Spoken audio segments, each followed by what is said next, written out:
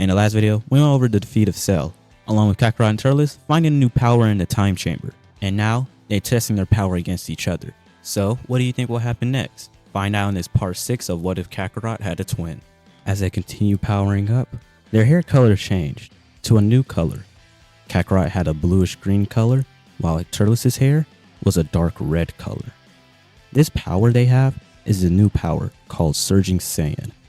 And while training in Room of Spirit and Time, they found a way to unify Super Saiyan and Surge, creating a whole new form for themselves. The two Saiyan brothers then clash, creating a shockwave that shakes the entire Earth. Everyone feels the pressure of the battle. Vegeta, Raditz, Nappa, Tenshinhan, Krillin, and more. They thought it was another attack on Earth, but no. They sense the power and finds out it's Kakarot and Turles fighting each other. They can't believe it. They knew those two got stronger, but this is unbelievable. So this is truly how strong they are.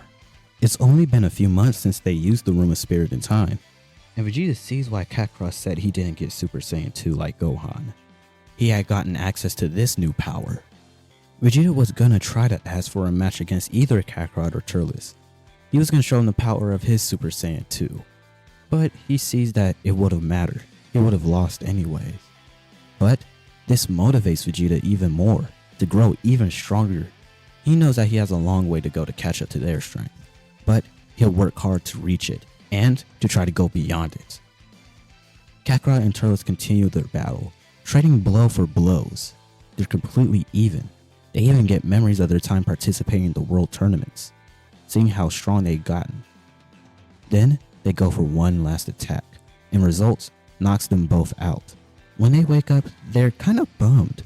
There was no winner, but even though nobody won, it was still fun to them.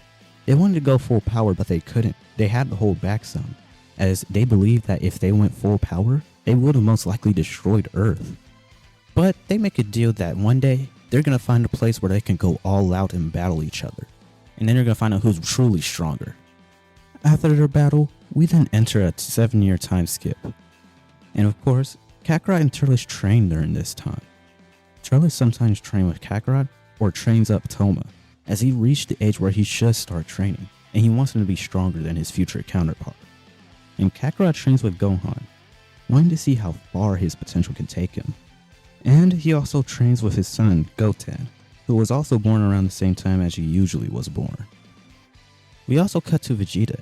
He trains with a lot of people. He trains with Raditz, Nappa, and also trains up Trunks. But out of all of them, he builds up a rivalry with Gohan. He knows that deep down, he probably won't ever catch up to the twins. But Gohan is the next best thing. Raditz and Nappa also develop a rivalry, and with Krillin and Tien being rivals, we're at the end at the time skip. And Gohan still becomes the great Saiyan man, because he liked the thought of being a superhero. And he doesn't go to high school either in his story, as he's more focused on training than being a scholar. And note that the city that Gohan meets Videl in is not Satan City. Mr. Satan is still known as the world champ, but isn't known as the world savior, as he didn't fight Cell during the Cell games, because Cell didn't make the Cell games. But Gohan still ends up meeting Videl, and she blackmails him into revealing his identity unless he joins the tournament. Oh, and to also mention, the androids are still alive in this scenario, as they was separated from Cell. But they did end up leaving, and they don't really turn into bad guys. So one day Krillin does run into 18, and they do end up getting together. I wanted the Krillin to at least have 18 in this scenario. So everyone meets up at the tournament, and surprisingly, the Boost Saga doesn't actually happen. With everyone training a lot more than they did in the original story, they are a lot stronger. So it makes it a lot harder for Babidi to stall and get energy from them. With Gohan a lot more set on training, he's way stronger than what he was in the original. And he also has Vegeta as a rival, which made it way easier to defeat Babidi's minions, and Deborah too. This also does mean that Babidi does get more energy from Gohan since he is stronger, but he doesn't have anything to do with it. He doesn't have anyone to possess. He doesn't have anyone to possess to give him even more energy.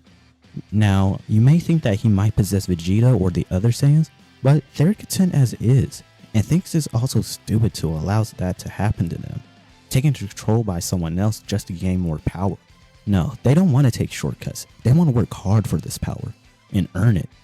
So, with all that, Babidi is defeated pretty easily and isn't able to possess anyone. He was almost able to get enough energy, but it was already too late. So, with all that, that's the end of the Boo saga, cause there isn't one. And since Boo was never destroyed or released, his egg was taken by the Kais back to their planet. Which means that the seal on Moro was never broken, and it's going to take him a lot longer to build up his magic. But since the seal was never broken, he doesn't get influence to break out yet, so he stays locked up. Some years do pass, and we enter the Battle of Gods, and stuff does go pretty normally, at least leading up to it. Without Boo, Beerus is a lot more calm and enjoys Earth's food. And Kakarot is on Earth with Bulma's birthday party and not on King Kai's planet because he never went there in this story. Even though Beerus is enjoying himself, he still wants to fight the Super Saiyan God. So, he asks all the Saiyans there to fight him, even the hybrids. So, Nappa, Vegeta, Raditz, and Gohan transform into their Super Saiyan 2. Even Goten, Trunks, and Toma transform. But they all get washed by Beerus. The only ones who kinda impressed him was Kakarot and Turles with their surging Saiyan power. Beerus is impressed with them because their Saiyan transformation is different than the others and is more powerful, but it's still not enough. But Kakarot then comes up with an idea. Why don't they summon Shenron and ask the Super Saiyan God there? Then Beerus can get his rival. So they collect the Dragon Balls and summon Shenron, in which they find out about the Super Saiyan God ritual. And they definitely have enough Saiyans for it. Beerus wants the rival to be done on Kakarot, as he was the strongest that he fought. But really, when they do the ritual, it doesn't work on Kakarot. He remains the same as he was before. Then they try to do the ritual on Turles, and it doesn't work on him either. They're starting to think that the Super Saiyan God isn't real. But they give it one last try, and they try it on Vegeta. And it works. Vegeta transforms into a Super Saiyan God. But everyone is curious. Why did Vegeta become a Super Saiyan God and not Kakarot or Turles? Everyone's confused by this. The ritual clearly works, but just not on them. Beerus is curious about it too, but he puts that thought aside, as he's ready to fight the Super Saiyan God. And even though Vegeta is the one who turned into a Super Saiyan God, the conclusion of Battle of Gods pretty much goes the same. Vegeta is the one who ends up training on Beerus' planet. And Kakarot and Turles didn't get to go to Beerus' planet, as it seems like they can't have the potential to become gods. No one knows why, not even Beerus. They were part of the ritual and was working with them in it that made Vegeta become a god. But after Vegeta leaves for Beerus' planet, Kakarot and Turles train harder than before, because the power that Vegeta displayed in Super Saiyan God was amazing. It even pushed them ahead of them, making him stronger. So they know if they want to catch up to that kind of power, they're gonna have to train like they never have before. And they get excited just from the thought of it. One day while they're training, they feel something within them, some power deep within. They have no idea what it is. Unknowing to them, the ritual did work. It did something different to them. They have the God Key. Which is where we'll leave this part off. What did you guys think of this part, and what do you think will happen in the next one? Let me know in the comments down below. If you enjoyed this video, be sure to leave a like on it and subscribe to the channel. It will support me and it will support the channel. Anyways, I'm DBZ Anarchy and I'll see you guys in the next video.